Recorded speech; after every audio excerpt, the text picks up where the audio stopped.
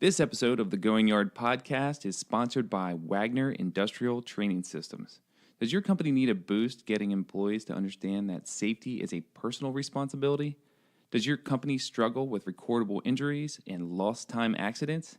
If that's you, give our friends at Wagner Industrial Training Systems a call today at 717-479-1052.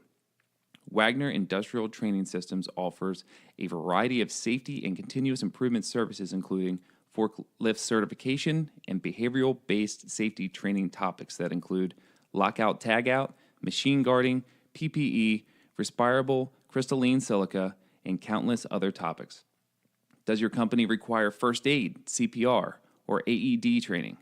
Wagner Industrial Training Systems has licensed instructors to cover those topics as well. What would life be like for your family if something happened to you today at work? Give the guys at Wagner Industrial Training Systems a call today at 717-479-1052. Also, check them out on Facebook at Wagner Industrial Training Systems. All of our listeners will get 10% off of their first class just by mentioning that you heard this ad. So call today.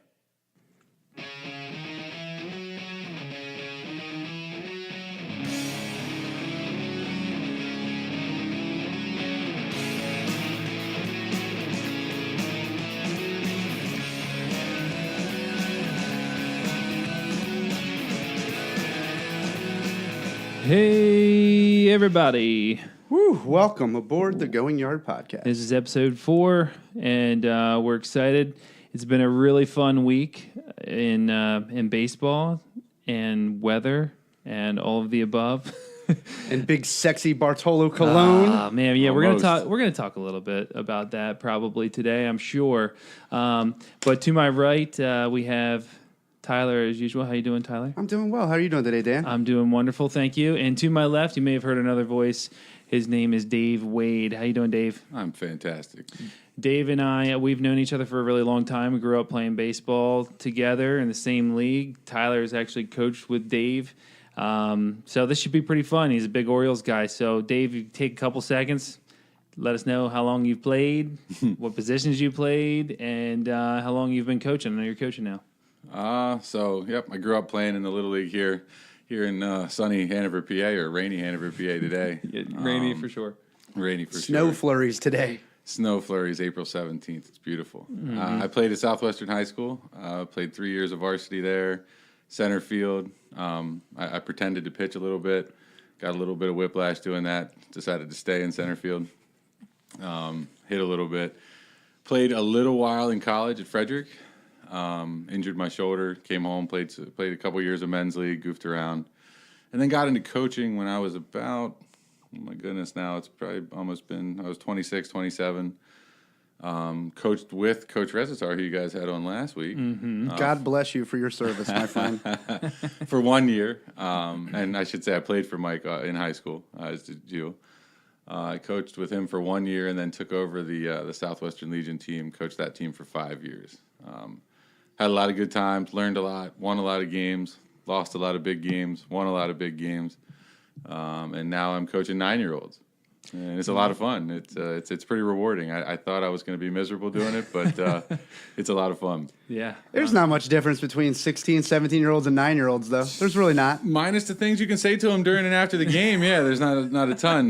Thank goodness the smartphones were just being born when I was doing my post-game speeches, or goodness, right? I might end up on SportsCenter at some point. Oh, yeah. Have you seen that video of that guy who's the coach, and he's like, there's 2 types of people Oh, in yeah. the world. Yeah. And your dad says that you're just playing for fun, then he's a loser. I die laughing when I see that every single time. It's awesome. Yep. And, Dave, 2 things I want to bring up before we start. Because I played with Dave in Little League, and Dave was one of, if not the most feared pitcher to ever go against.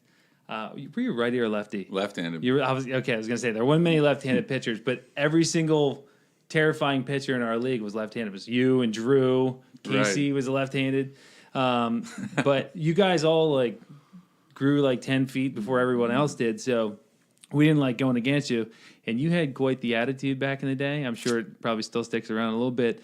But if you would dare go yard off of you, no one wanted to bat the next time.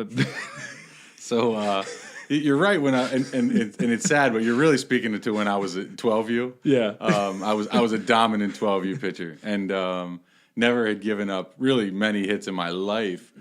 And then the rules are a little different now, but at that age, when we were kids, when you turned 13 is when you went to the big diamond. Yeah. And I remember, if you guys remember Danny Ladio. Danny I do. was a big, bulky guy, right? I do.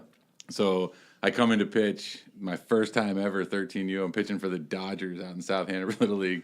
And the first pitch I threw, he hit it like 780 feet.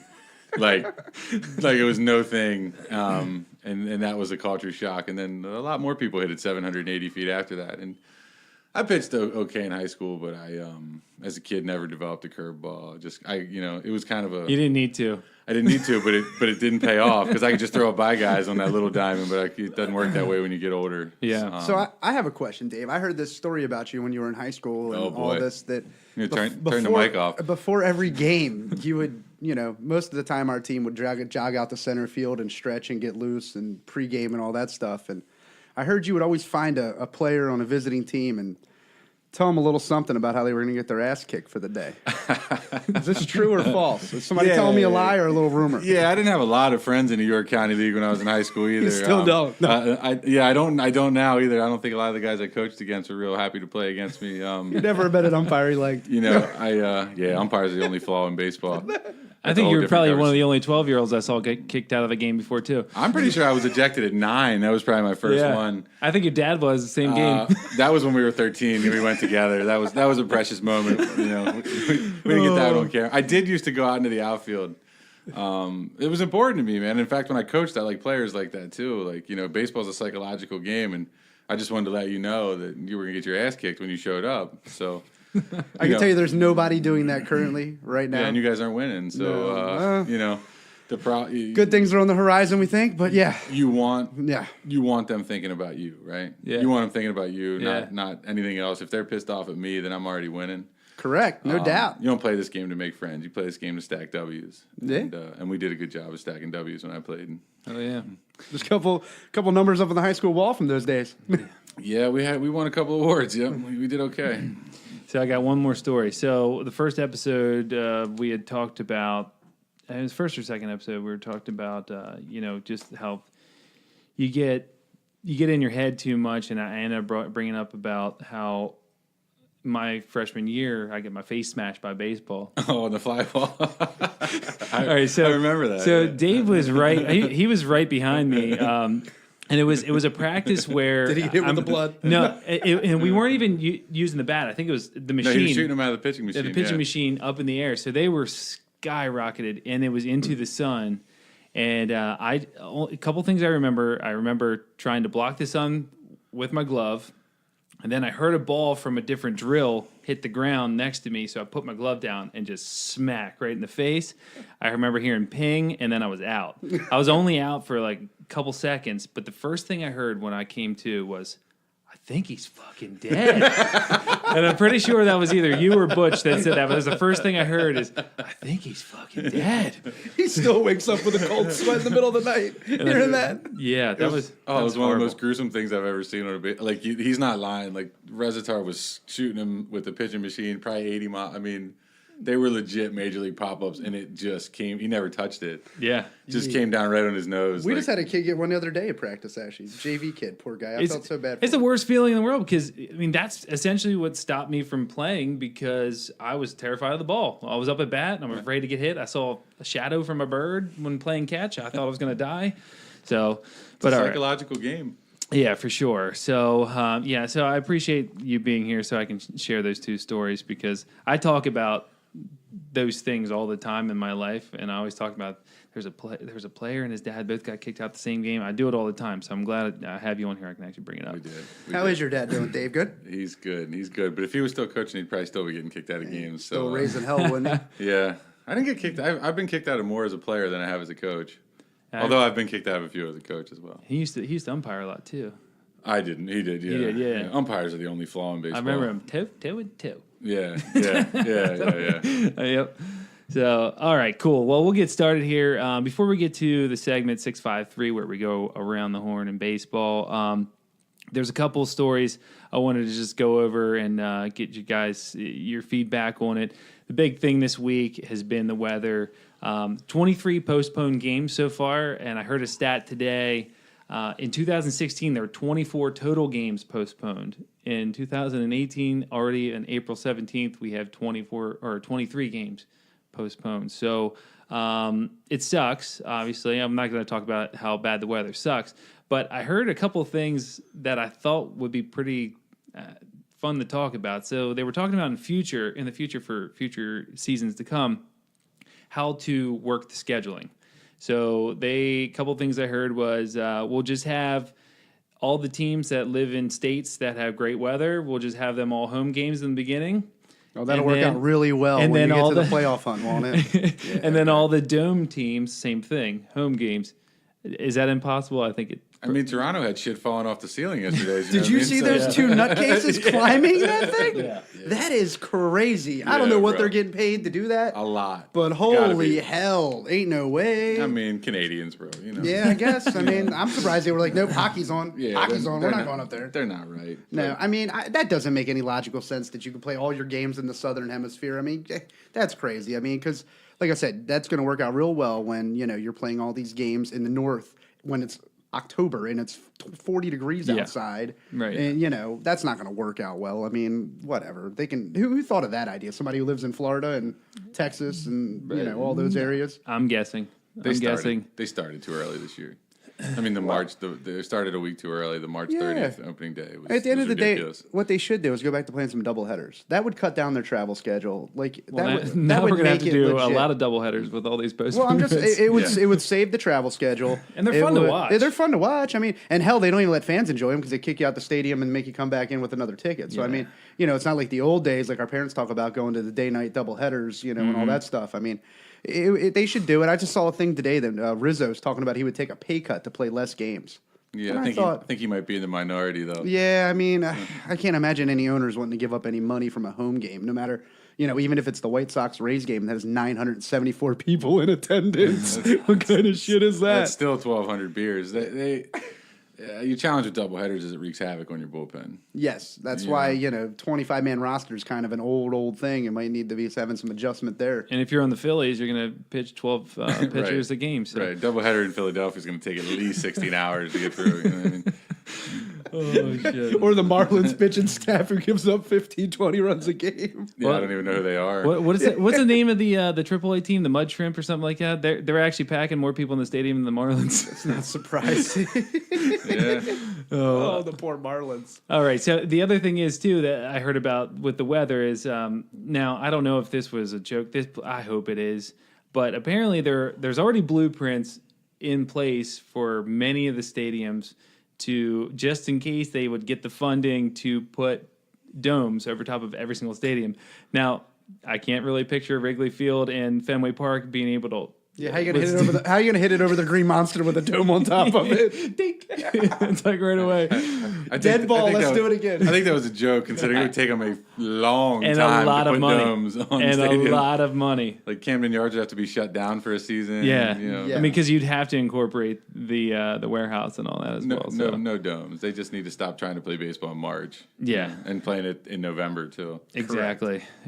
So let's move on to the next one. That was fun and ridiculous at the same time. So. But it's true. This is what Twitter and all that shit gets you in life. Is these kinds of conversations. Exactly. Listen, it showed up. It showed up on the Facebook feed. 17 things you'd never think about at Major League Baseball. I had to click on it, but no. So the game the other day with Cologne and Verlander. So I started watching and I was just like, man, this is gonna be an awesome game. But I thought for sure that it would just be a blowout on one end. But I mean, I know Cologne's a good pitcher and he's been around for a while, but. I didn't think. Did you say a while? I You mean a lifetime? Yeah. Did you hear the stat? Like when he first started, his oldest batter was Eddie Murray. He was born in 19. What was the number? I saw there's 12 or 15 major league managers he's faced as a pitcher in his career. Yeah, that something are like actually that. currently Yeah. managing in major league this year. So his oldest batter and his youngest batter, they have a difference of 40 years that he's ever faced. But I started watching it. I thought it was awesome, and I was like, man, I got to like the fifth or sixth inning, and because I'm getting older, I got tired, so I went to bed, and then woke up and saw all these things like extra innings and all this stuff. So I didn't think it would go the way it did, but what do you guys think about that game? That was pretty amazing. I mean, Bartolo, he's still slinging it at, what is he now, 40? 44. 44? 44, completely out of shape. Dude, he's the John Daly of baseball, I think. Yeah, I mean, honestly, I think that's what he reminds me of every time I watch him. And he was dealing, man. He had that two-seamer running back. I mean, he froze Altuve like a statue, poor guy. And this is one of the best hitters in all of baseball. This is the best hitting lineup in all baseball, and it's not close. This wasn't the Marlins that he was mowing down. I mean, he was knocking down the World Series champions that are fully loaded. Yeah, he's something else. I mean, you got to give it to Bartolo. They cut him. The Rangers cut him this year and put him on a minor league deal, and then brought him back up. I mean, shit, the Orioles are marching Chris Tillman out there. You know what I mean? Yeah. 88 miles an hour. Yeah, he doesn't know where the hell it's going. Curveball's going off the top of the backstop and shit. Like, you can't bring in Bartolo. I mean, I'd rather watch Bartolo than watch Tillman. At least he's going to throw strikes. Yeah. I mean, hell, we could sign R.A. Dickey, for goodness sakes. Bro, at this point, we could sign Jeff Ballard. I don't care. Anything's better than watching Tillman go out there on every fifth day. Yeah. But I thought it was cool. Like, if he would have had that no-hitter, he would have been the second person that was 44 years old with a no-hitter. Of course, Was it Nolan Ryan? Nolan Ryan was the classic. It's pretty good company. Really good company. Yeah. So anybody could beat Robin Ventura's ass like that. But I loved how after Reddick got rid of the no-hitter, and they took him out shortly after, Reddick was on third base, and he just kind of pointed at him. Like he's such a cool cat. I think he is, man. He's a cool guy. Did you see him in the dugout tossing the ball around, talking to guys? Yeah. Like, he could have cared less. I mean, he really seemed like he could have cared less. He was just another day at the ballpark for this guy. Yep. He's probably starting to cherish him at 44. Yeah, he was probably just glad he wasn't on a minor league bus somewhere in the middle of nowhere. Yeah, that's true. Yeah. Hey, I'll tell you one thing though. Justin Verlander is an absolute stud. I mean, cheesy wheeze. If you had to start a team between him or Max Scherzer. Oh, it's Scherzer. You taking Scherzer over Verlander? All day. I mean, Verlander, when he's motivated. Like, you didn't even think about it, Dave. You were just like, boom. Scherzer's unreal, man. Scherzer's the most underrated. That dude, he's taking a no-hitter into, like, 19 fucking starts. You know It's what I mean? crazy. Like, the dude's insane. Yeah, and once he gets in his zone, there's no stopping him, really. Scherzer's. Those are two of the premier guys in the game, though. I tell you, just to watch them work, it's amazing. And you know what? There's not enough young kids watching guys work the pitcher's mound. There's not enough young kids watching anything, guys, period, play baseball anymore. Correct. But you watch those two guys pitch, and it's a piece of artwork to watch when they're dealing. I mean, it's crazy. Yeah. All right, so last topic real quick before we start the 653 segment. Launch angle. Are you familiar with launch angle? Yeah, it's a hot topic. Yeah, it's especially like Tyler brought to my attention a couple weeks ago, and then now it's all I'm seeing. So one of you, go ahead and take the lead. You explain to the listeners who have no clue what launch angle is. What is it? And then as a coach, what are your perspectives on it? So launch angle. Okay. Basically, launch angle is the way the ball comes off the bat and how high you can hit it is basically what it is. And now there's all these new metrics about you've got to get it between 19 and 24 degrees at this exit velocity to hit it this far, which, I mean, it's all physics. I mean, that's all they're basically doing. I mean, it's kind of new. I think it's really just new terminology. I mean, when we grew up, when you were in a 2-0 count, a 3-1 count, you went big fly swinging, right? You know what I mean? Like, we all went big fly swinging. But now the problem is everybody's going big fly swinging on every pitch. That's why the strikeouts are so high. I mean, don't get me wrong. This stuff has a place in the game. The analytics of it, it's going to keep growing.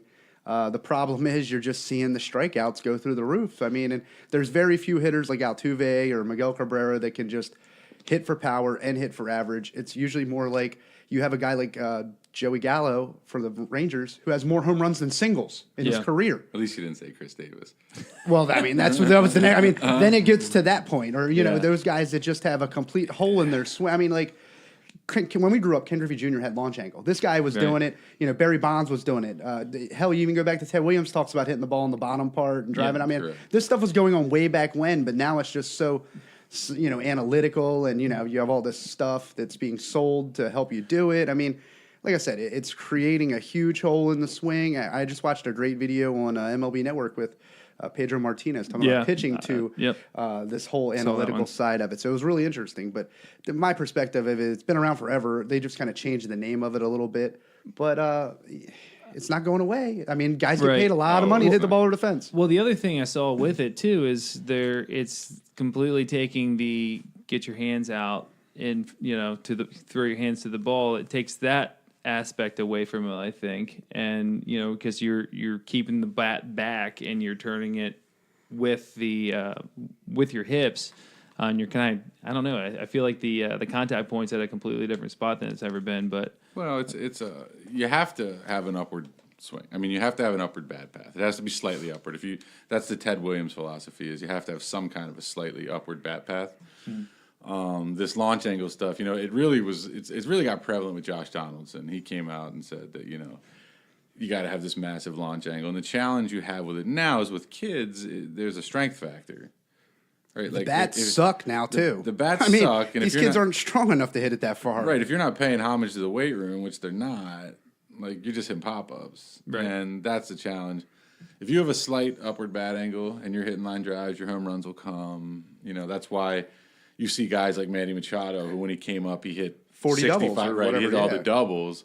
And now he's Now- hitting home runs, right? Because the man muscles eventually set in.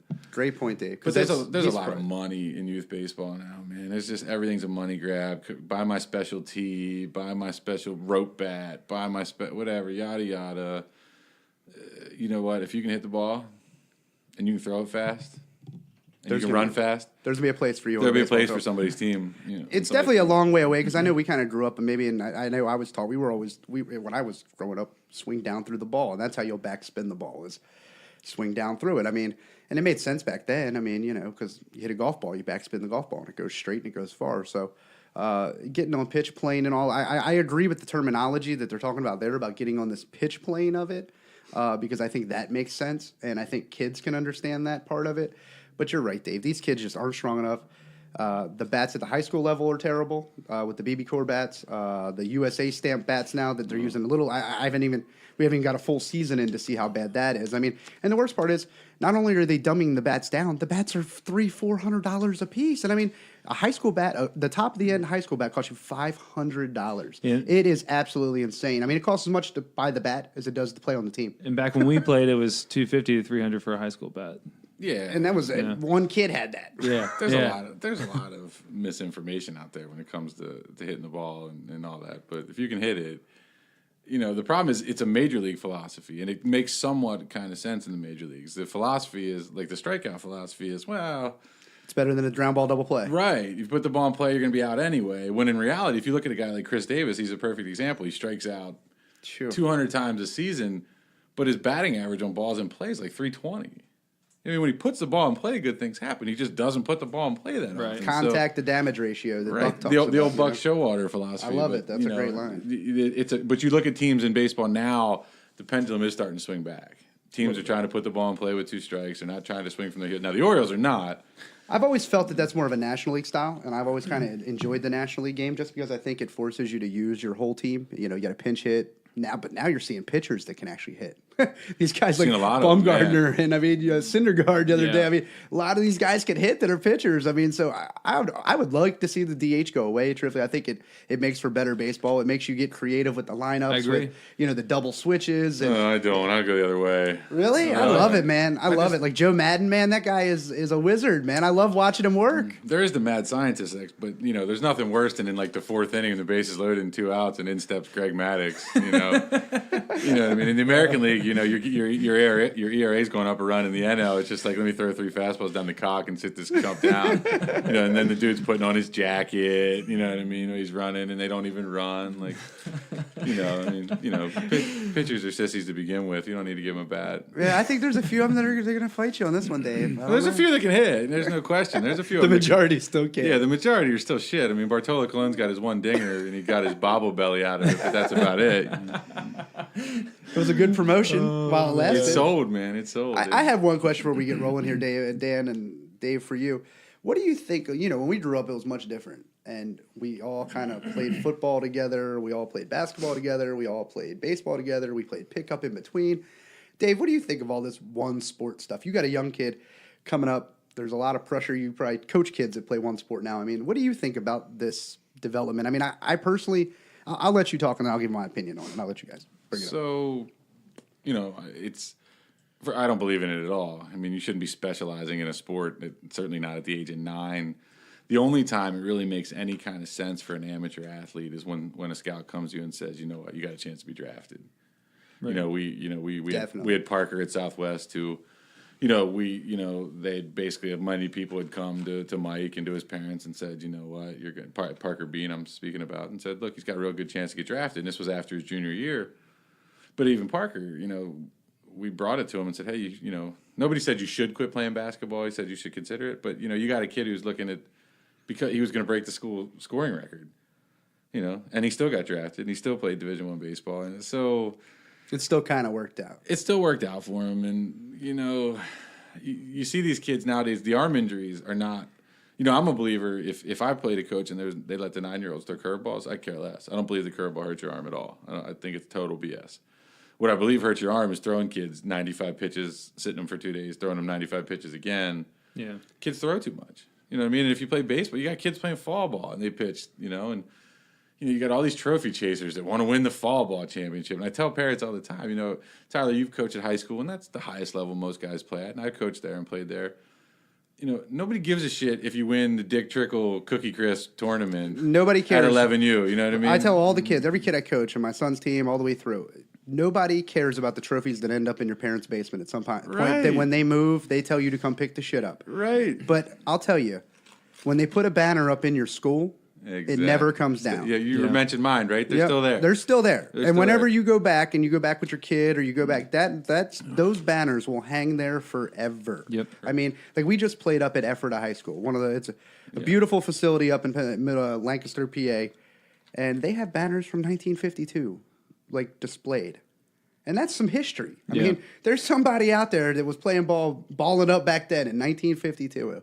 So I mean, those things never go away. But those trophies that you're chasing, that shit don't mean nothing when you're 30 years old or 35, 40 years old. That stuff means nothing. No, it doesn't. But it's parents. It's definitely parents. It's not the kids. I think the parents are to blame a little bit for the kids pitching all these pitches. And, my kid's not. Why is he sitting on the bench? And, parents are playing on your team on Monday, playing on another team on Wednesday, and then showing up for a tournament on the weekend. I mean, it's crazy. Right, and if they don't like playing on your team, they go find a different travel team to play for, and then they hop along. So you got enough money, you can play anywhere. I'll be honest. I mean, and you, as you guys know, I'm heavily involved in a travel program here in the area, and I sit on the board, and I've been involved since day one. But if it were up to me, we'd go back to the old days where everybody played Little League on your rec team, and then you played on the All-Star team in the summer, But now, if you don't have a travel program, you got to. It's the only way to get kids to play anymore. Nobody wants to play rec ball. I mean, in Hanover, we've got 4 travel programs. It's ridiculous. If we had for a high school that graduates 300 and some kids a year, right? Like if we put our best players together at every age group, we'd be really, really good. But they're all spread out all over. We play. My team's the Outlaws. We play the Rampage. They've got some good players. We've got some good players, but. The Bulldogs across. The Bulldogs across town. You've got Spring Grove started a pro. It's just they're everywhere, and it's just money now. And there's no slowing down. Right, and our program, I will say, we don't charge. We don't make money, right? We charge enough just to give the kids a good experience. But there's programs out there. Parents are paying $2-3 a summer, to play in the same tournaments. Right, to play in the same tournaments, same uniforms. It's different, man. What do you think, Dan? Your kids are just not coming up. You just your son just finally started t-ball. Finally, I mean, so what do you think of these? Well, I was always a multiple sport athlete, and we had talked about it last week with Mike, and Mike had mentioned there's a lot of skills you learn in different sports that you don't get taught like for baseball, for example. I mean, you learn to talk a lot of shit playing pickup basketball, don't you? Yeah, I mean, well, in football too. I mean, you get a lot of attitude playing football, and because you're basically hitting or getting hit. So I was too soft for football, man. I like getting hit. Yes. Yeah. I wear the red jersey and just toss it, but that's it. Listen, I got hit harder by baseball than I did in football. You did. I mean, you took a train wreck to the nose. That was brutal.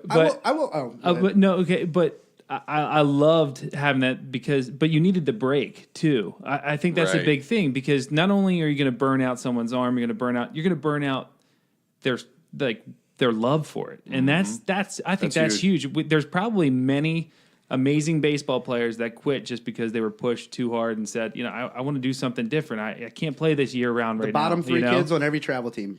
That's the kid you're talking about. Yeah.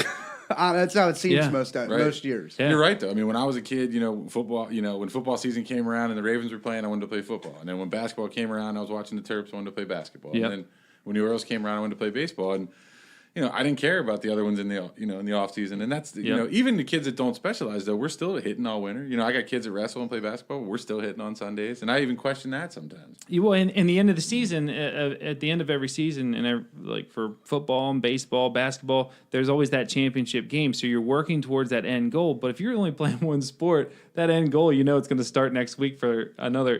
So it's never ending.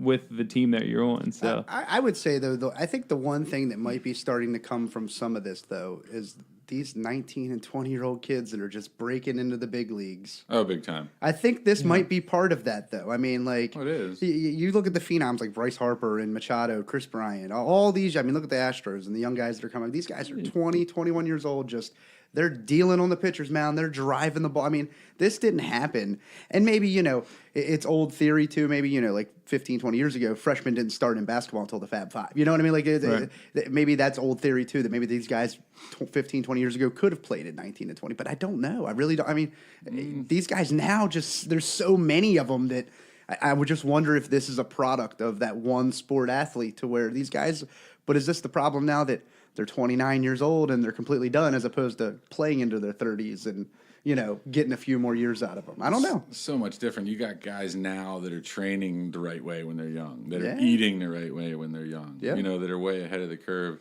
But if you look at these guys that start, Chris Bryant's from where? Vegas. Mm-hmm. Harper's from Vegas. Machado's from Florida. Correa's from Florida. Like, these guys that are young, they play in these warm weather states. 300 days a year. Right, you can't compete with them. I mean, they're not just playing; they're playing outside, infields. Like, playing in November ain't no thing for them around here. You got to go find some bullshit indoor facility with a ceiling that you can't hit a fly ball and you can't see and you can't hear. And I was just in Disney World back in February, and they were playing games out on the field. There was they had the lights on the park. They were ready to play, like 2 games. I mean, it was crazy. They were ready to go. It was 5:00. I was kind of jealous that I was on vacation, so I wasn't too jealous. But it was weird to see a team, like legit little league program getting loose, ready to play some games. It was like, damn, this is what it's like to live in Florida. Yeah. Take a peek at most professional rosters and count in any sport. But your pitchers come from the North and the Midwest, though. Your position players might come from the South, but your pitchers will come from the Midwest. And up north, boys, right? Yeah. You guys see that pitch Syndergaard threw the other day? Oh man, Jesus Christ! I would have quit. I would have been it. I've been like, "Fuck you! I'm not getting back in the box. I'm out." How do you even try to think about hitting that? 97, and it broke 6 feet. Like, it was a screwball. You got to hit it with like a pool cue. No, I'm out. I would have quit. Like, he's cheating. He's clearly cheating. That had to be like, I thought when I first saw it that was like somebody had photoshopped it. Like, I didn't think that was possible. It didn't look real. And then, I mean, I know it was a windy day. It's got to have something to do with the wind. It's got to. It was a very windy day, but that is insane. I've never seen movement on a ball like that ever. So. No, me neither. That was nuts. Really nuts. All right, cool. Well, hey, I thought that was pretty fun there. So let's move on. We're going to do 653. And Dave, we just go around the major leagues. We're starting in the West, and we're going to go to the East. So this is our new form, our new double play combination. In the shift era of baseball, instead of the 6-4-3, we decided to call the segment the 6-5-3, just in favor of the new shift world. You know what I mean? Makes sense. We're trying to keep up with the times here to keep it as up to date as we can. Makes sense. All right, so we're going to start in the NL West. I'm just going to kind of present some data. I'm going to let you guys just go at it because I love hearing your point of view on things. So we're starting the NL West with Arizona. They're 11-4 right now. Solid hitting from Goldschmidt, Pollock, Peralta. Pitching looks great from Patrick Corbin and Godley. Both right now 2 wins. Do you guys think this is just luck in the early season, or do you think they'd be contenders for first place down the road? These are guys that I didn't even think of for my original picks. Dude, I'll tell you, Paul Goldschmidt is probably if he played anywhere else other than Arizona, he would probably be one of the faces. He'd be right next to Mike Trout for one of the faces of Major League Baseball. I mean, this guy's is every bit as good as Frank Thomas was in the '90s. I mean, this guy is legit good. AJ Pollock is a superstar too. These guys just don't get enough airtime on national television. And when you play at 11 o'clock at night, I don't care if you do own the MLB.TV app. You're not watching that shit when you live on the East Coast. Like, you're just not doing it. It's they got a good team, though. They're no fluke. They've got a good team. You got to fear the Dodgers because not only do the Dodgers have a solid roster and they've underachieved, but they also have a pocketbook that's super deep. If they got to, if Machado ends up on the block here, the Orioles keep losing. That's a team that They got Turner though, but you could slide him to second base. Yeah, they've got the assets, but that's a tough division. I mean, the Giants retooled.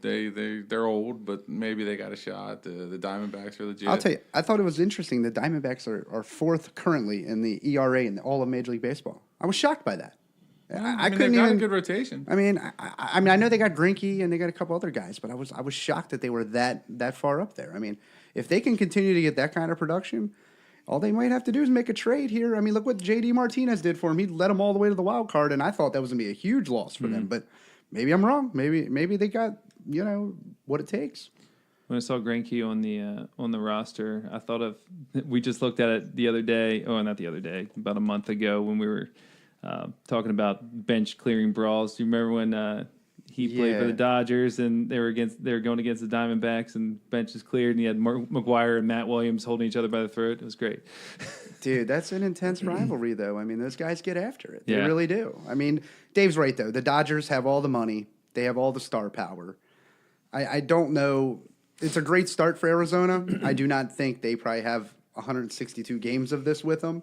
And I'm interested to see if the Giants can ever get going. I mean, I think they could. They got enough talent that if they get hot, they could probably reel off a bunch of wins and really make things interesting in that division. I mean, the Padres, poor Eric Hosmer. It must be nice to get paid well, but what the hell do you want to go there and lose like that for? I mean, on an infield pop up. I tell you what, though, the Padres got the best farm system in baseball. They're not far. They're not far away. And we've seen how fast teams can turn. All it takes is one big trade to add to all that talent. I mean, it started with the Cubs, went and signed John Lester, and then look, it just went off from there. Yeah, I mean, you're right. They are loaded with young talent, but anything can happen, I guess. And hopefully they don't go and make stupid trades like they did a couple years ago and sign guys like James Shields and all that. Big shit. Game James. Yeah. Diamondbacks will be in the hunt, though. I don't know if they'll win the division, but they'll be in that wild card think they'll be. conversation all the way to the end. I think they're better than the Rockies, probably. Even though the the Rockies, Rockies- Charlie Blackman's lighting that it up guy's up on there. fire. He just got a nice contract extension. It's nice to hit in that thin air of Colorado, probably. I see an update on something that he has done in the game every single day now. It Seems like it. And it's my not God. just an update on his beard. It's a real update on his stats. That's a Tough serious place to beard. play, though. I mean, look at Larry Walker. He's one of the greatest ever playing. He's never going to get in the Hall of Fame because everybody attributes his stats to Andres to Coors Field. Galarraga.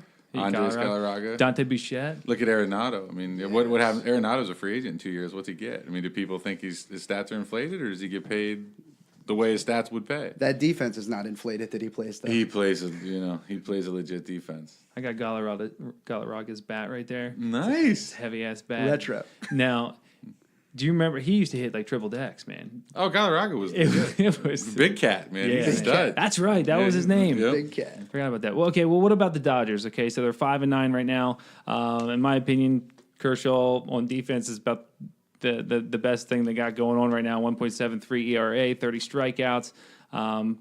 But is he the only pitcher that's showing up right now? There's a bunch of pitchers with ERAs that aren't even under 5. So I was pretty curious about your thoughts on that. Offense, I feel like they're getting hits, but I think we said this a couple weeks ago. They're getting hits, but not at the right time. They're not scoring runs. So I mean, they have, the past 3 years in a row Rookie of the Year? Or 2 years in a row? I know they have Bellinger, Seager, and Pedersen, maybe? Did Seager not get it? Peterson was at least in the Peterson. conversation. That's Yeah. so whatever. I mean, they got these guys that are all right there. They're all or nothing swingers. They're all this launch angle kind of guys. They're all super talented, though. I mean, they're all 22, 23, 24 years old. They're super good. Clayton Kershaw is a monster. The way the guy spins the ball, it's crazy. His windup, I still don't understand how anybody could ever throw like that. Rich Hill's another guy that's like 40 years old. No.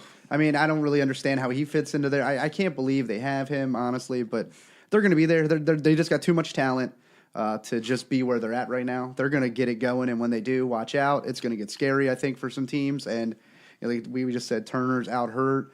Dave, you're 100% right. If Machado or if Donaldson gets healthy, he ends up on the block. There's no doubt one of those guys is going to end up probably in Los Angeles because they're going to go all in. They got the farm too, and the Dodgers Somehow. The Dodgers have a kid named Walker Buehler that's going to be up soon. That's a stud. He's another guy that could be Rookie of the Year, right? I mean, he's a stud right-handed pitcher, and he'll be up very shortly. they're not going anywhere. I mean, they got Jansen to lock it down on the back end of the pen. He struggled though. Struggled. It's April, man. You know what I mean? His velocity's down. His velo's down. That's I get tired of hearing the word velo. Guys, Does anybody else get tired of hearing that? that? The Pirates are like 12-4. I can assure you by the end of the year they ain't going to be that way. No. Like there's a lot of, and these teams, you talk about launch angles, these teams that hit home runs really suffer in the cold weather. It's funny, teams always get to the playoffs, and we always talk about how, like, pitching wins in the playoffs. And you saw last year that was bullshit. It's always cold. Yeah. So pitchers dominate when it's cold. But you saw when they're playing in Houston, it was like home run derby, right? Because it's warm. So guys. But Houston hits for a high average. No, they do. You but know I'm what I mean? saying But there were a still, lot you're of right. runs scored. It was Yes. L.A. and Houston. So these guys, now when you're playing in Boston. And Chicago and you're dressed like an Eskimo, like Right. these poor dudes, man. Like when the Cubs were in the World Series, that had to be miserable. I mean, you looked at those guys dressed like Eskimos playing baseball, and that's ridiculous to me. Like, there's no way. Bro, if you've ever held a bat and you're going out to play in a game and Pedro's throwing 97 and it's 30 degrees, No way. You're like, nah. Man. You know what I mean? Like, you don't want nothing to do with that. I couldn't even hit off a tee if that cold without being mad about it. All right. Well, how about AL West? Let's go with the Angels right now, 13-3. Usual suspects on the offense with Trout, Upton, and even Pujols. He's starting to, he's still got some power in him. But we can't skip past Shohei Ohtani. 367, 3 home runs, 11 RBIs, including a triple in there. Don't run out of breath talking about all the stats, Dan. Yeah, He's the GOAT. He's amazing. At least this Was April he just screwing with everyone in spring training? Oh, yeah. Was he just messing around? Like, I'm sure. going to try this out. He's I'll try that out. He just has a switch. He can probably turn it off and turn it on. But I'd like to hear your thoughts on it because he had said that he wants to play more. And Can you blame him? right now they have him resting the day before and the day after pitching. But he He wants pitches only on Sundays, I think, right? Like, that's his thing? Yeah, they're on a 6-man rotation. Yeah, so, which I know the other pitchers were pissed off about. Yeah. So I don't know. What do you guys think about that? I think it's cool shit, but at the same time, it's it's so much risk for injury, and he might not last as long. I mean, if he hits 360, I'm putting him in the lineup. Risk, you know what I mean? Right. If he hits 360, it is what he is. We'll see. I mean, the league's going to adjust. A lot of these guys that come over from Asia dominate early. Dice K, his first year was unhittable. By the end, he was a turd that nobody wanted on the roster. Nomo was unhittable early.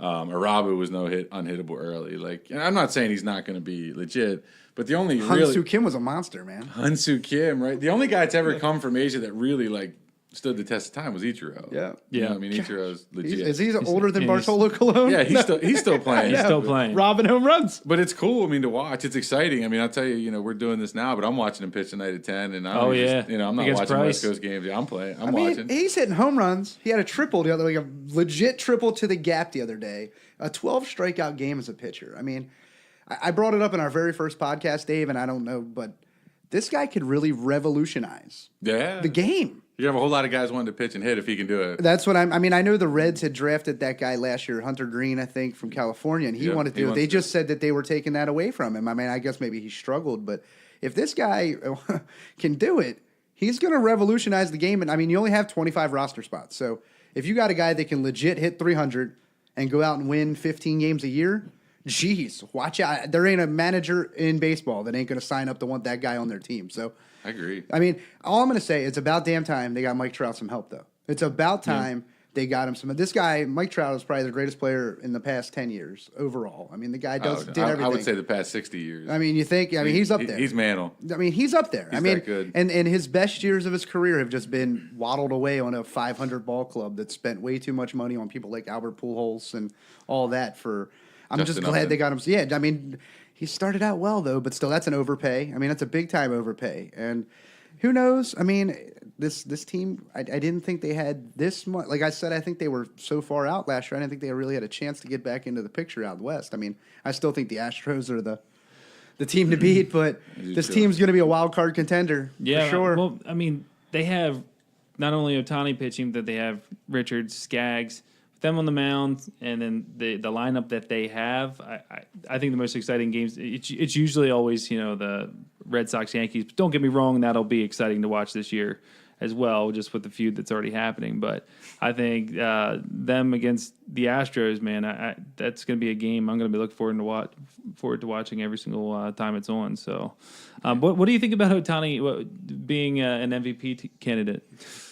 I don't think he should be Rookie of the Year candidate. I don't like that at all. I don't think these guys that come over that have played professional baseball should be eligible for Rookie of the Year. Mm-hmm. But, I mean, if he hits 25 home runs, hits 330, and wins 16 games, I mean, you find me someone else that'll be more valuable. If Trout hits 98 home runs, then, yeah, I'll give it to him. But the challenge is these guys being on the West Coast. That's why, you mentioned Trout. The reason Trout's not like the biggest star walking the face of the earth is because he plays on the West Coast. He just, they play at 10:30. Nobody watches. Right.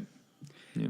I'll tell you, like, I completely agree, Dave. If he puts up those kinds of stat numbers, you're going to have a hard time arguing that he's not the MVP because there's no way there's anybody that's that more. I'd like to know how they're going to calculate that WAR average. WAR wins above replacement. Yeah. Like, how are they going to calculate that shit for this guy? I mean, he's going to be worth 9 WAR on the pitching mound and 6 WAR over here on the offensive side. I mean, he hasn't even played right field or anything yet that I know. No, of. I don't think he'll play the So field. I mean, like, supposedly he can play the outfield. Apparently, Oh my God. I mean, Well, he throws like 98. That's what I mean. So So he's got a hose apparently, from the outfield. So I mean, if he could get relatively close to it and catch it, you're probably going to get your ass thrown out somewhere. So I mean, this guy could just be really scratching the surface, and he's probably going to be in all of those conversations and everything at the end of it. I'm sure if he continues this, I mean, I just hope that he stays healthy, that a freak injury doesn't happen. I mean, because it's exciting. It's really unique to the game of baseball. I think it gives people something to think about on that West Coast.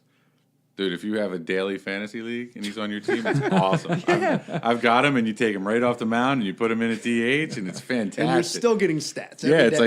like having an extra player, but it's it's good for the game right now. What he's doing is good for the game. It's got people excited. And, It's got people watching. yeah, and who knows? And we're all looking forward to see if he can continue it. Yeah, for sure. All right, so staying in the West, we'll talk about the Astros for a little bit here. So, fantastic lineup. Just name a couple: Altuve, Correa, Bregman, Springer. Right now, they're the top performers at the plate. But on defense, Bregman, you've seen him recently. Sick. Jesus, I had no idea he had that kind of cannon. no way. He was a shortstop, man. Yeah. He came up as a shortstop. Oh, and he is doing people dirty out there. Yeah, he he's is. putting his best Machado hat on. Yeah, for sure. But with Verlander and Keuchel, I mean, Colors. I mean, that they've rotation's been- loaded they- with guys. They've been pitched. I mean, the Garrett last, Cole. Don't Yeah, forget about yeah. Garrett Cole. Right, yeah, he's averaging 15 Ks a night when he's going out That's there. not You know that's what I mean? decent. But I mean, they've had some really tough games recently. But I mean, both games with Keuchel and Verlander just dominated. Like Yeah. it's This just they team were is- just tough games. I don't know if there's a team in baseball that 1 through 25 has this much talent. I mean, Dave will probably talk about this one guy that we kind of know from the area who's worked with a bunch of kids in the program. This guy, did we know, he's super talented, and he can't even get a crack at getting onto that team. I mean, if he probably was in 15 other organizations in baseball, he probably would have made a roster out of spring training. But this team, it doesn't matter what position you're talking about. They are fully loaded. I mean, even Brian McCann and Evan Gaddis are solid baseball players for what they are behind the plate and DHing together. I mean, Gurriel at first base and Altuve is obviously an MVP, and Correa is just even that guy's only going to get better. And Bregman, these guys are young, they're good, they're talented, they are bringing excitement. If the O's keep sucking, I'm going to be buying me a Houston Astros hat by the All-Star game, I think, because I root for I the love Astros. watching them play the game. I mean, they're like watching the Puerto Rican national team. Honestly, remember how exciting that was in the World Yeah. Baseball Class? That's what they remind me of. They have that much flair and that much fun, and it's exciting. I wish more kids would watch it and understand that's how fun the game can be, even at the major league level. I mean, like, if you just get after it every day, like these guys. That's the way the game should be. You know? Exactly. I mean, I don't know if we're going to get into it. You mentioned the Yankees and Red Sox, but Oh, we will. I'd love to give my take on these bullshit unwritten rules that are in baseball. You know what I mean? You know, I'm so sick of I'm so sick of you being able to throw the ball at a guy because he hurt your fucking feelings because he hit the ball 700 feet off of you. And, You know what I mean? Yeah, we covered that a little at the last episode, but we can circle back. absolutely We'll circle back to back. that for sure. But these guys, Correa, I mean, you got 2 Hall of Famers up the middle if they stay healthy. You got Correa and Altuve that are Hall of Famers. They, like you mentioned, John Kemmer, a buddy of mine. He's great hitter. He's won a Double-A batting title in their organization. He hits 300, hits 20 home runs in Triple-A every He year. was second in the team in home runs in spring training. Right, and he can't get out. I mean, their minor league system's stocked up. They got Kyle Tucker down on the farm still. They got Martez down on the farm. I mean, Yeah, when they expand rosters, they're bringing up quality big league players already, not just some, let's give him a look and see if he can play. I mean, these guys are ready to play big league baseball, too. It's scary, though. Their model, I think a lot of teams are trying to adopt their model of we're going to suck for 4 years. And and it doesn't always work that way. Like you get lucky and you hit on kids, but there's also for every Machado or Carlos Correa, there's 10 Billy Rows. You know what I mean? And half of the pitchers are getting Tommy John that you never even hear of. You know? That don't make it. So, but they're exciting. That division's tough. I mean in the end, the thing 162 games usually does for you is the cream usually rises to the top one way or the other, and I think you're going to see them. But they could have a hangover. I mean, it's tough. They went 7 games. They're young. I'm sure they partied like rock stars in the off season. I'm They sure. probably party like rock stars every night. Can you blame them? As an Orioles fan, I'm glad we only play them 6 times a year. Thank God. Because, We can't handle it. I don't think we've beat them since like '81. We haven't beat the Twins either since then. Yeah, I mean, so it would not be good for us to have them in our division. No, not at all. Oh, Twins. Was the Twins the game when Almar spit? Was that the Twins? No, that was the Blue Jays. It was the Blue Jays. On the umpire. I knew it was a dome. I couldn't remember if it was the Spit Twins or the Blue Jays. happens. It was like a week before the playoffs. Yeah. John Hirschbeck. Oh, that was great. God rest his soul. God rest Passed away. his soul. All right. Well, let's move to NL Central. You had talked earlier about, you kind of gave a little bit of feedback of what you thought about the Pittsburgh 11-4 start. Yeah, it's all smoke and mirrors. That's not going to hold. Let's jump into the real teams. Yeah, Pittsburgh is not going to hold. It just ain't going to happen. If it will happen if they get to play the Reds 75 more times. The good thing for Pittsburgh, though, is if their guys can pad enough stats, they can trade off some more guys Yeah, and really yeah. acquire some real talent. I mean, they got Marte and Harrison still there. I mean, those guys have real value. I'm sure they probably want to try and keep them for the next go around, but I just don't see that happening in the next 5-10 years. I mean, I like Marte. he's good. He's clobbering. Harrison's the ball. real I like good. him. They're both good players. Yeah, I mean, Harrison broke his hand though. He's out 6 weeks. That's right. That's right. Well, the third baseman they got, Colin Moran, but they're not going to move him from the Astros, is a good ball player too. I mean, he's. I doubt they're going to trade him right now, but no, he's a good ball player too. So there's got no good way young they're talent. keeping up. They're They got not keeping young. up though. I mean, you got the Cardinals, you got the Cubs, Got the Cubs. even the Brewers reloaded. I mean, they're loaded with half of the old Orioles. Yeah, somehow. The Brewers have like 9 starting outfielders for some reason. I'm not sure why they went the route they did. It doesn't make a lot of When in sense. doubt, add another outfielder. It's like the Orioles just signed like guys like Pedro Alvarez and shit with no rhyme or reason to it. Man, Just we're like- going to try him in left field at Norfolk. Yeah, it's like fuck see if it works out. Fuck it, let's see if we That's can it. carry 9 DHs and see how it works out. You know what I mean? Like one of them can play shortstop One at of some them. point. Who cares if they can't even run to first base? Right. All right. Well, how about the Cubs? Right now, they're 500 right now. I kind of feel like they're in the same position with the Dodgers, where they're getting hits, but they're not scoring when it counts, or they're not making hits when it counts. And the pitching's giving up a lot of runs. I don't know. What do you guys think needs to happen? And what are your thoughts on Schwarber? We talked about it a little bit, but what are your thoughts on Schwarber? What about him losing weight and actually hitting the ball? Well, I've had mixed reviews from a couple of people that I've heard talk about it, and from Tyler as well. I've actually heard something today that people were wondering, why don't we just get rid of him, cut our losses, and move on? But He can hit. I mean, I think he's more of an American League player. He's a DH. He's a liability defensively. I think the Cubs are in a little bit of danger. They had that group come up together. Their farm system shit. They've traded away. They got Yeah. pitcher Quintana last year. You're right. Yeah, their farm system, they got nothing left on the farm. And Addison Russell, if you look at the grand scheme of things, has been a disappointment.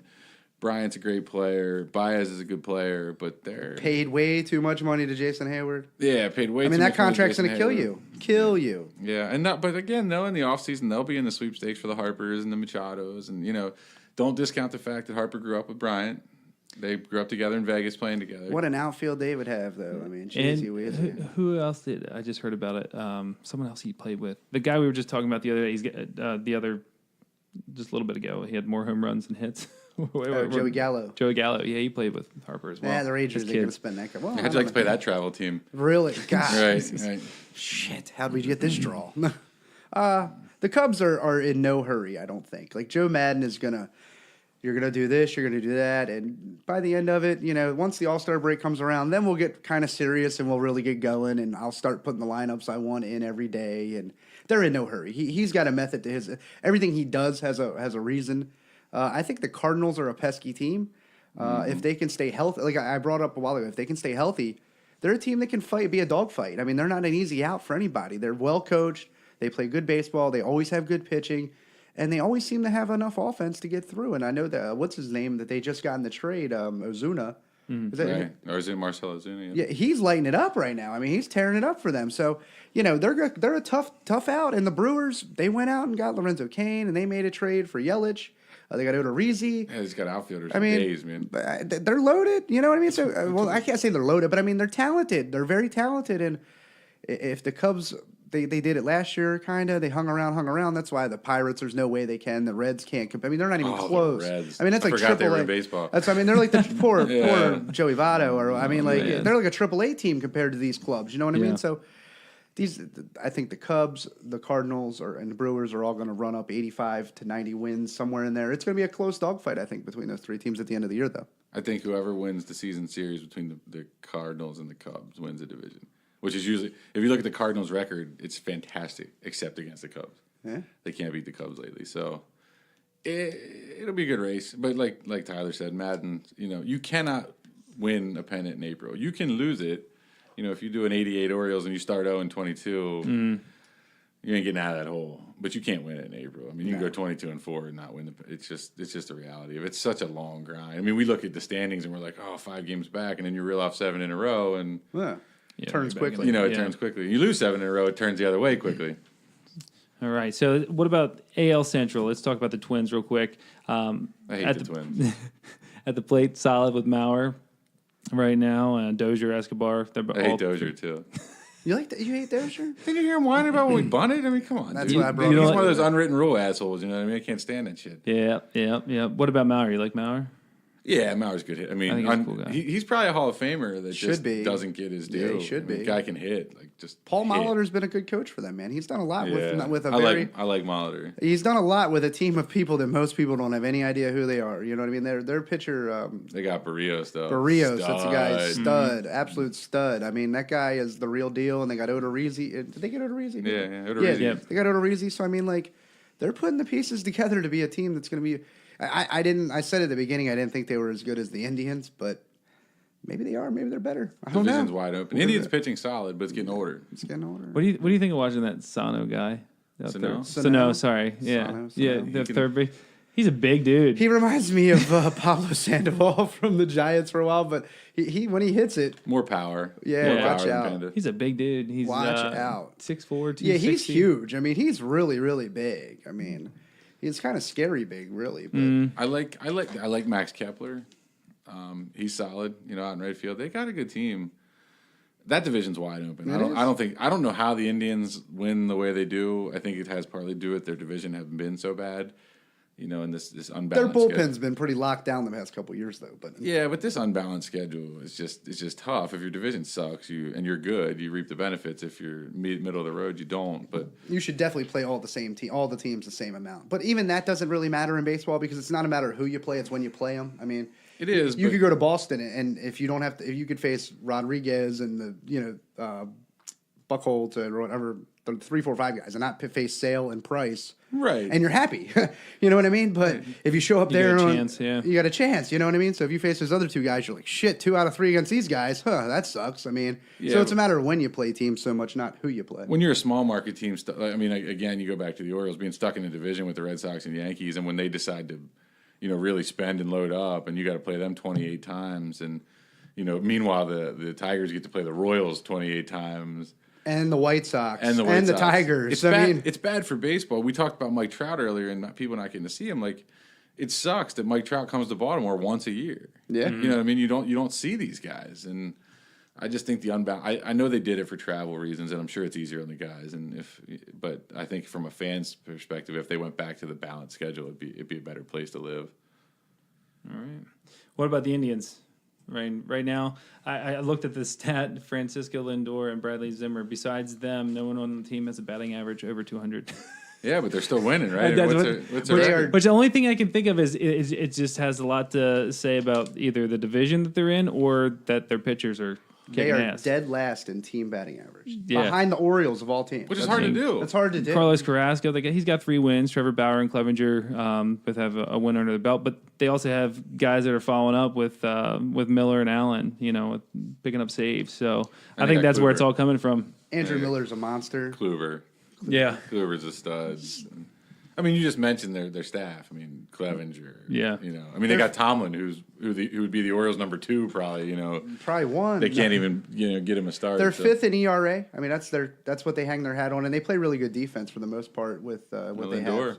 So that's what holds them in. It's pitching and defense, and eventually, I'm sure their offense will come around. They have guys that their outfield's suspect, if you ask me, but the infield's pretty good. I mean, they did lose Santana from first base last year, so that could hurt. I mean, I know they have Encarnacion, but he's older. He ain't getting no younger, so He's not getting a lot of hits this year. no. I mean, so it's one of those deals that they're going to be a good team. Their division's probably going to make them a product of what they are. I mean, I don't know where they're going to fall. I thought for sure they were going to probably win the division this year, but the Twins look like a complete team, and I'm not so sure the Indians are.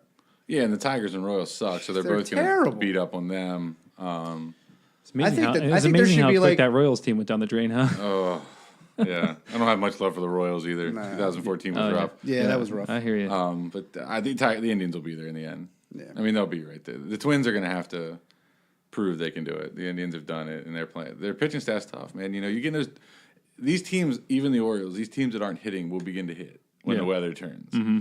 And when you have guys 1 through 5 that can hold those bats at bay, that's you win pennants in June and July and August in those dog days. You run away from it. You run away. And I know we talked about the weather in the beginning of this, but we talked more about the stadiums and the schedules and all that stuff. But do you think the weather has a lot to do with what the shit we're seeing right now? It's got to. Hitting in the cold sucks. I don't care who you are. It sucks.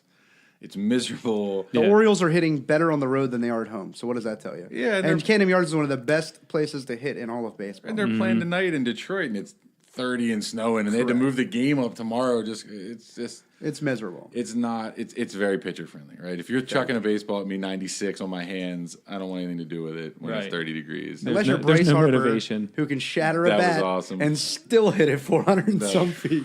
Guy's ridiculous. Insane. Bryce Harper make baseball fun again. He's not an unwritten rule guy, so I love him. Yeah, yep. He's the against every. He's the contrary to every rule. Fighting his own teammates and everything. He don't give a shit. Yeah, when I coached, I don't like old guy baseball. I mean, I taught my teams to just hoot and holler in the dugout and say whatever they want. And well, you sound like cheerleaders. I'm like, yeah, well, you can come look at the trophy case anytime you want. Oh shit! All right, so NL East. Let's go to the Mets. Cabrera, the Amazons. Cabrera, I like watching that dude. He's hitting the hell out of the ball. 644 slugging percentage, 4 home runs already. Todd Frazier, I like watching him too. I think he's pretty consistent and he's putting some numbers on the board now.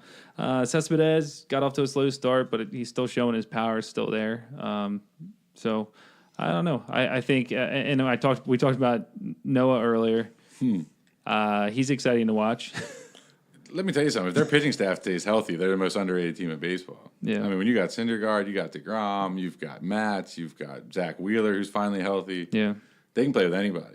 They're for real if their pitching stays healthy. Did you see DeGrom last night, went 8 innings or whatever? I mean, they've just been hurt. They've never had to be able to put them on. I mean, even Harvey. If Harvey just is a shell of what he used to be, yeah, they're a tough team. I mean, they're going to give the Nats all they want. And I like their new manager. He's even keeled. He knows what he's doing. I completely agree. I think the one thing that they're going to need a little bit of help with is the bullpen probably. Mm-hmm.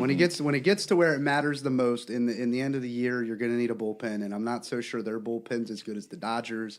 It's not as good as probably the Cubs. It's not as good as the Nats. It's probably not as good as their bullpen, truthfully. But they're not going to be an easy out for anybody. They put up enough runs, and their pitching can be lights out. Dave's 100% right. It's all about health. And if that pitching staff can get quality start, if they can get an average of 25 starts from those main guys, and they don't have to pitch 10, 12 guys in their starting rotation, they're going to be right there at the end of the season with anybody in baseball. Yeah, I think it's a fun division. I mean, just talking unless about you're a Marlins fan. Yeah, unless you're a Marlins fan. Do they even have fans? No, I don't think so. When they win World Series, a few people come out, but that's it. They got the guy in the orange shirt, but they even lost him. Yeah, that's true. Yeah, I saw he was in New York the other day. Yeah, he's fantastic. Marlins man. But with the Nats, Scherzer's the man. We talked about it a little bit, but his wicked eyes too, man. I'll tell you. Oh yeah, the 2 different colors. That freaks me the hell out. Scherzer's a beast. Yeah. Dude, he's a monster. Their pitching staff's good. There's Strasburg when he's healthy. He's one of the best in the game too when he's healthy. But Bryce Harper is a man on a mission. He's going to put – it looks to me like he's going to put up some scary numbers. Yep. I don't know if they're drug testing him or not, but I think they may want to check because this guy is just on a tear. I mean, he's what, eight or nine home runs already. Eight home runs. I mean, and Yep. we're not even fully done the first month of the year. I mean, this guy's probably going to put over 50 up if he stays healthy. He's going to carry that team essentially, and he's going to bring some real excitement to Nats Stadium all summer long. And Which is hard to do. The Orioles are going to lose some fans probably to the Nats if this continues the rest of the year. Yeah, I agree. It's Harper's a stud. I mean, he's just a stud. It is what he is. I mean, I love he's got an attitude too, man. I love everything about him. I love the way he plays the game. I love the way he show. I mean, let me tell you something. Again, we're talking about the unwritten rules. You launch a 500-foot home run off somebody, you should be able to do cartwheels around the fucking base if you want to. Okay, like if your feelings are hurt, then don't throw it down the cock and let it hit over the fence. Like Exactly. This stuff where you can't steal if we're up by too much. Like it's all just that shit's got to go.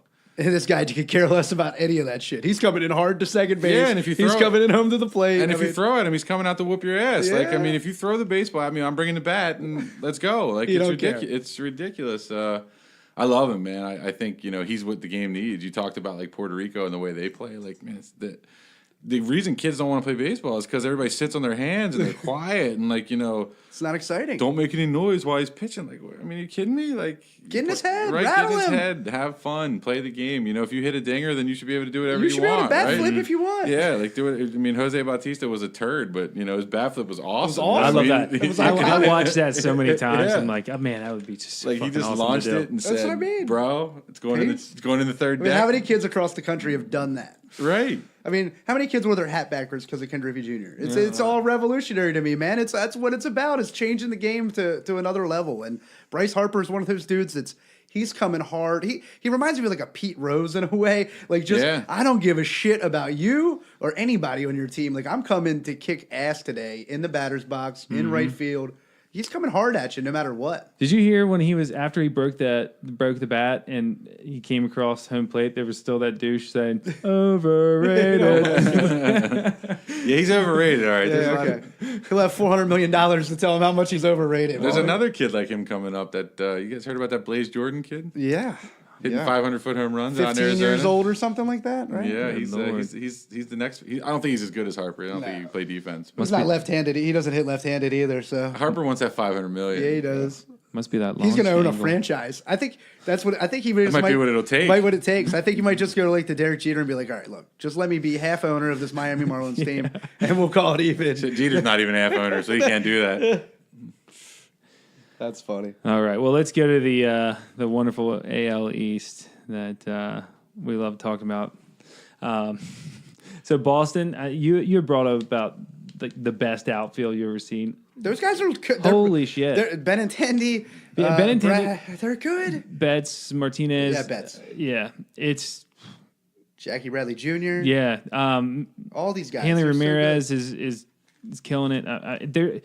I heard something today. I guess when the manager took over went from with the manager there now, is that Cora? Yeah. good. Yeah, Alex Cora. Cora from the. No, it's not Astros. Joey. It's Alex. Yeah. Oh yeah. Yeah.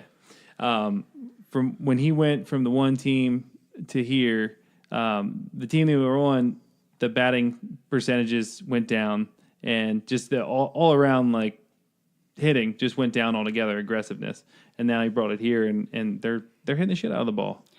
They're young, they're good, and they're not going to be an easy out. You can buy into all the Yankees hype you want, Yeah. but this team is loaded with talent across the diamond, and that outfield's probably the best in all of baseball. If you ask me, they do it all. They run, they hit. For average, they can. I mean, that stadium doesn't take much to hit for power, but these guys are like 4 and 5 tool players all over, and they have veterans like Dustin Pedroia and so on with David Price and Chris Sale. Yeah, the starting rotation's pretty damn They're good. good. I mean, they're good, and they have what it takes, and they're not afraid to make moves. They have Dombrowski as their GM. That guy will trade the house to get what it takes to get to the playoffs. He'll tear the team apart. There's He no did it. question. He did it. He left Detroit high and dry. Didn't Yeah, he? I mean, this is what he's good for. He's already traded, Moncado and all those guys to the White Sox. I mean, like, they're going to get what they need at the end of the year, and they're not going anywhere. This team is too good. I think the rotation's actually going to be their heel, though. I mean, I like Sale. Obviously, he's a stud. I think Price is Getting paid way too getting much. paid too much and really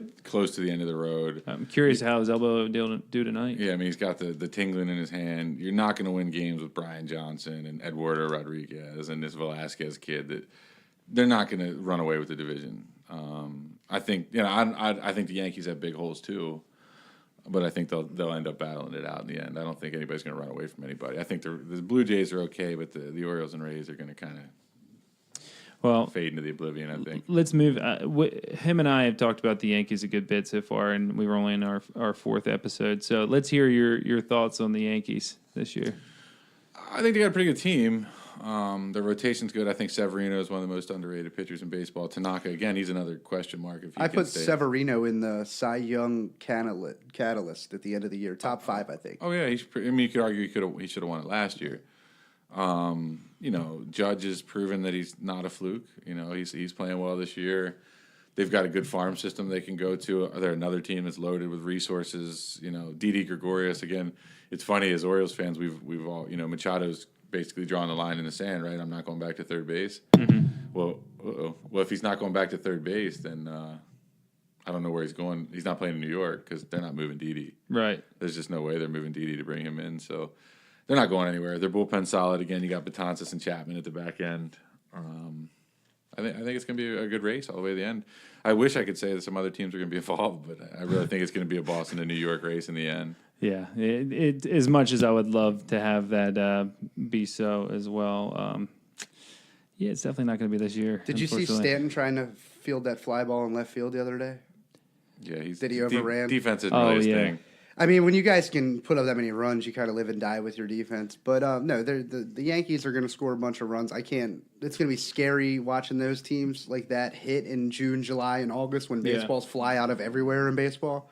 But they have holes. They have a ton of young talent. I really don't think Machado is going to end up in New York. Didi's good. The only thing they have, what's his name in the minors, Torres, right? Or they got Gleyber Torres. Gleyber Torres. Probably going to come up and play second. That's what I mean. So, who knows? Well, it depends. Money talks. If they say we'll give you $400 million, but you got to play third base. Yes, he may. It definitely does. And let's face it, so far Machado has not played a good shortstop. Yeah, he's not that great there. He's the fourth lowest. I'm with you, Dave. I don't think the Blue Jays are going to put up much of a fight either. I don't think the Rays are. I think the Orioles are going to slowly fade.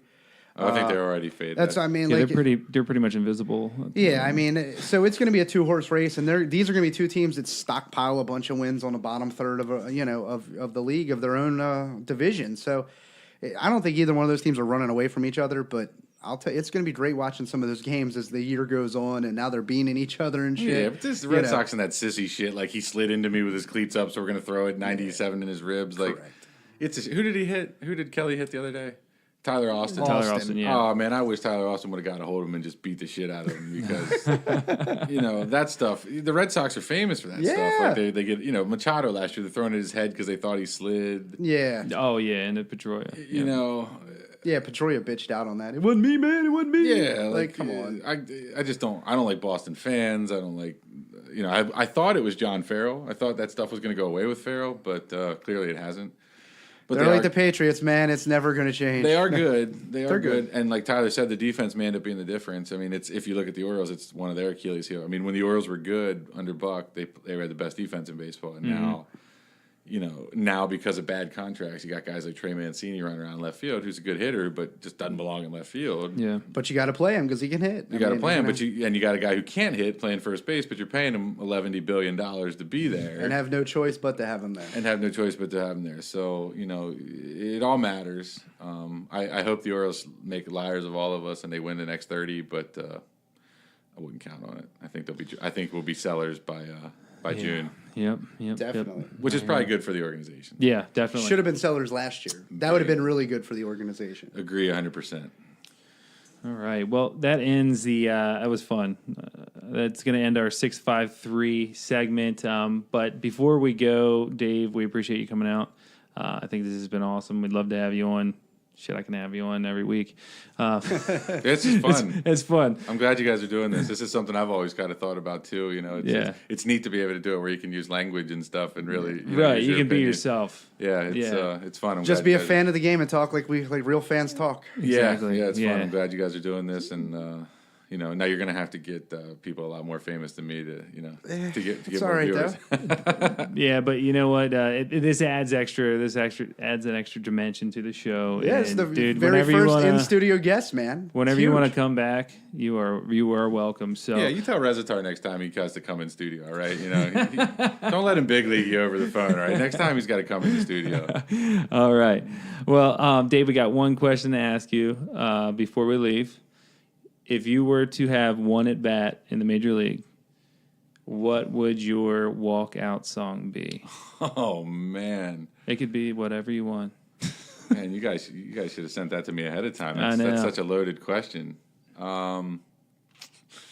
What would it be? This is sad because other guys use it, but I think it would probably have to be Juicy Oh, by nice. Biggie. Nice. You know what Yeah. That's great. I mean? That's hilarious. Pull that up. And I'm a country music guy, but I was about to say, I thought you were going to pick something. I mean, you just can't get like jacked up with the George Strait walking into the box. No, you know what you I mean? can't. Like, you gotta. You want a little attitude, a little edge. Yeah, my favorite, the one that I would pick, which could never be played at a major league stadium, is probably "Hit 'Em Up" Yeah. by Tupac. There we Yeah. go. All right, we'll end the episode with this. Thanks a lot, Dave. Anything else before you get out of here, Dave? You want to? No, this is awesome. I wish you guys luck. This is a lot of fun. Awesome idea. You guys, you're gonna have a lot of fun doing this, and I'll be listening every week. Hell yeah, man. Thanks a lot. Appreciate it. Thanks. Thank you. Say-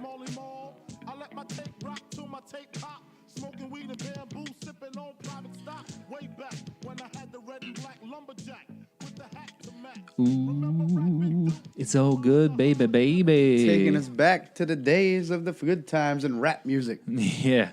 Oh, man. Well, that brings us to the bottom of the ninth segment. And I'm going to make this one a special one just because, just recently we saw the 25th anniversary of The Sandlot just happened. And it kind of made me think of this. So let's for this bottom of the ninth, let's list our top 3 movies that involve baseball. Top 3 baseball movies.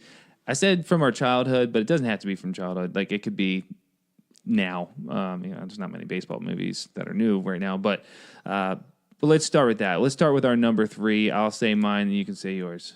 Why don't you say something that didn't make the cut? So, Let's start with one that didn't make the cut. I got a for you, question. Dan. Is Sandlot one of yours? Yeah. Okay. All right. I just want to make sure. How couldn't it be? Listen. It's probably the same one as mine, but what didn't make the cut for me, I'm gonna say Major League One. Gotcha. One that didn't make the cut for me, that I kind of liked the book more than I liked the movie, was Moneyball. I really got into. I think the read was better than the actual movie, but I loved the analytics side of that and how that was kind of written out and explained through the book. Mm-hmm. But I think it's a great movie. It just didn't quite make my cut. It's probably one of the more recent ones that I could think of honestly too, Yeah. instead of going way back. Okay. All right. Well, I'm going to give you my number 3. And people might not know this movie, but I watched it over and over. I think it was my 5th or 6th grade summer. It was on like an HBO like repeat going on over and over again. But it was called The Soul of the Game. And it told the story of Satchel Paige, told the story of Josh Gibson, and of course the story of Jackie Robinson, which also fits because we just had Jackie Robinson Day the other day. So, but I thought that movie was awesome. I always heard about like the Josh Gibson where he hit the one-handed home run.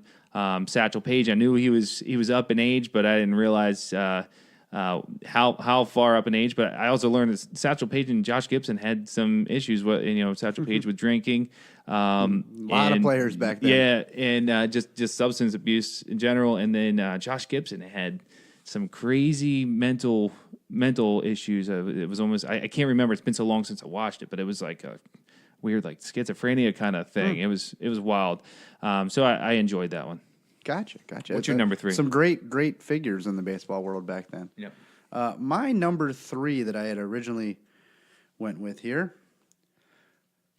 was from 1994. I was 10 years old Me too. Little Big League. Oh man, I forgot about that movie. I honestly, just looking back at it, I think it was a great movie for being a kid. I mean, obviously, as an adult, these people are going to laugh when they hear this one that are out there listening. But when I was a kid, and I was 10 years old, and this little kid took over the manager of a baseball team, the Minnesota Twins, I thought it was pretty cool. And I thought, man, that would probably be the coolest thing that could ever happen to a kid ever in life. When I was 10 years old. And Yep. I thought it was a really good movie back then. I kind of went back there and started watching some clips of it after Dan said he wanted to bring this segment up. So that was my number 3 choice out there. And everybody can start laughing, or if they can stop laughing now, I guess, and move on to Dan's number 2 here. What's your second choice? All right, so it was a tough one for me because, and it's kind of funny you brought that up because right along the lines of Little Big League, Rookie of the Year was huge. Yeah, I love that definitely. just because I think the kid was probably around our age Yeah. when we watched it. And I thought, man, this is cool. This is going to be the if this ever happened to me, as if it was going to happen to me. So I think I was trying to break my arm just so I could throw really fast. But it was a tie between that and Major League 2. I think Major League was good, but you know how a lot of times with sequels they always go over, they sometimes overdo it, and I think a lot of people, I might have some complaints coming towards me with this one and disagreeing fans, but I thought this one was so great. The characters were awesome. I love Rube behind the plate. He couldn't throw it back to the pitcher. And he always brought up like farm analogies, like, oh, you guys are acting like your best pig died. But I'm gonna go with Major League too.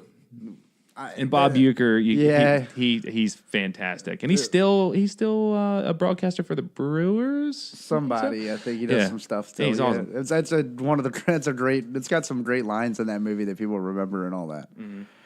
All right, so my number 2 choice, good old Danny Glover, Christopher Lloyd, Tony Danza, three of some of the best actors. I think I can't say best actors, but some of the best movies that I remember was Danny Glover and Christopher Lloyd in. Well, they filled up the majority of the late '80s, early '90s movies. Yeah. So and then I was stuck watching. What was that Tony Danza show that he was on? Who's the Boss? Who's the Boss? I got stuck watching that one as a kid all the time. So I didn't worry about getting stuck watching that because my biggest crush was Alyssa Milano. So yeah, there's nothing wrong with that one. Yeah, still nothing wrong with that one. Yeah. So my second choice was Angels in the Outfield, a good story about a kid whose dad told him that we'll be a family again when the Angels win the pennant. It could happen. You know, it could happen, and it's coming back maybe full circle in the world a little bit. And I'm thinking about it. My kid, and this was another one. It was back in like the mid '90s. I was 10, 12 years old, I think, when this one came out, and I don't think my kids have any baseball movies like this in their lifetime growing up. So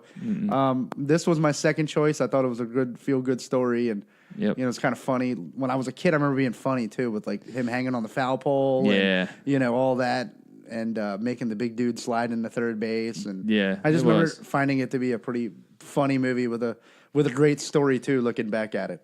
Yep. So what was your top baseball choice of movies, Dan? Well, and I shouldn't have teased it in the beginning, just because it's always something that when you talk about baseball movies, it's this movie is usually the top one that comes up, and you hear people quote it all the time, and you see celebrities have it as their icons on Twitter, and but The Sandlot, man, that it was a feel good movie as well, and it made you think.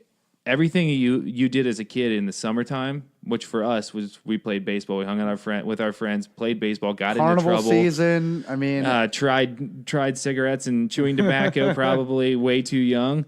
But man, I love the movie. I love every part of it, and I love my favorite part of that movie. I think it's such a small part, but it's the 4th of July scene. Yeah, it's cool. I'll tell you, this is a unanimous one. Then Dan, number 1 movie for me was The Sandlot as well, and. I wanted to be the kid who jumped in the pool and got his life saved.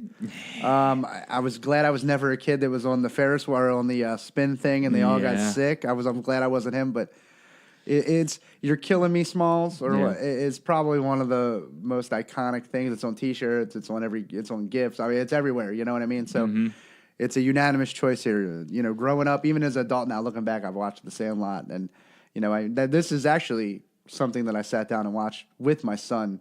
And then he's like, "Oh, Dad, look, there's a Sandlot 2." And I didn't even know it, and I ended up watching it with him just because he wanted to watch it. It wasn't as good as the original that we grew up with. That's the one where Squints comes back, right? And he's telling the story. Honestly, I can't tell you a whole lot about it because I kind of lost interest in it. But right. This one, The Sandlot, by far is my number one choice, and I guess it's probably just a product of when we grew up. And I'm sorry to Major League, and I'm sorry to Field of Dreams. Bull Durham, I was way too young to watch that to understand anything. I do like some of the highlights, like where the catcher tells the batter that a fastball's coming, and he jacks one over the fence, like some of that stuff. Field of Dreams is a classic, Kevin Costner. But they just didn't. The Natural's another great movie. They just didn't make my cut of growing up movies, the feel good movies to me. So I'm sorry for all of you people out there who like this one. So maybe you can shoot us a message on Facebook or something. We'll get something posted for everybody to find out what your favorite baseball movies were growing up. Yeah, definitely. I think I've said this about one other movie before, but just because it makes me feel, it kind of brings me back. But The Sandlot was kind of like Stand By Me for our generation. Probably, Stand By Me came out when we were really little, but I enjoyed it growing up. But this is kind of that movie now. So. But, so... Good segment, though, Dan. Good segment. Yeah, definitely. I'll have to come up with something creative for the next Bottom of the Ninth. You pick the next one. Yeah. All right. So, hey, we want to do... we want to end this segment by letting you guys know you guys can check us out on Facebook, Instagram, YouTube, and now Tumblr and Pinterest just by looking up Going Yard Podcast. You can also find us on Twitter at Going Yard and the number 2. Yeah, please like and subscribe. We post videos as often as we can from some of the video interviews we do and some of the segments on YouTube. So go in there and check it out. Don't forget to go on our Podbean webpage and check us out. You can find all that stuff on any of those social media sites. We have some good stuff on there, some stuff that we don't talk about all the time, some of the pictures and videos and all of that stuff. So please check us out, like us, subscribe us to all those, and keep up the support. We couldn't do it without you. You know what I mean? It's one of those things that... This is exciting for us. It's a lot of fun. Really enjoy doing this, getting in here every week, and we got some great stuff lined up coming at you over the next couple weeks. And as this baseball season keeps on rolling, this is a lot of fun and a lot of excitement. And enjoyed having our first in-studio guest today, and looking forward to the next one. All right, so that concludes this episode of the Going Yard Podcast. So for Dave Wade, I'm Dan. And I'm Tyler. See ya. Later.